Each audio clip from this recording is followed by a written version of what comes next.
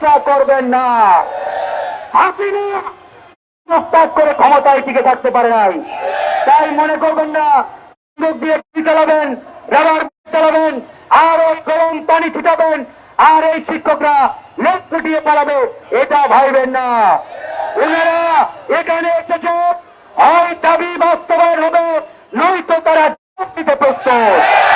তাই প্রিয় ভাইরা আমার, আপনাদের পক্ষ থেকে আমরা সরকারকে বলতে চাই, শান্তিপূর্ণভাবে তারা আন্দোলন করছেন, আপনারাও তাদের যৌক্তিক দাবি মেনে নেন। গোয়েন্দা সংস্থার ভাইরা আছেন এখানে, এসবির ভাইরা আছেন, এনএসএ এর ভাইরা আছেন, ডিজিএফ এর ভাইরা আছেন, আপনাদেরকে বলবো তাদের এই যৌক্তিক দাবি নিয়ে আপনারা যমুনায় যান, প্রধান উপদেষ্টাকে বলুন তারা যে দাবি তুলেছে এই দাবি শতভাগ যৌক্তিক, শতভাগ যৌক্তিক, যাতে প্রধান উপদেষ্টা এই শিক্ষকদের দাবি মেনে নেন।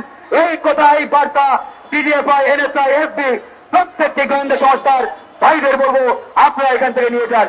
আর পুলিশ ভাইদের বলবো আপনারা শান্তিপূর্ণভাবে এই ভাইদের নিরাপত্তার দায়িত্বে থাকবেন।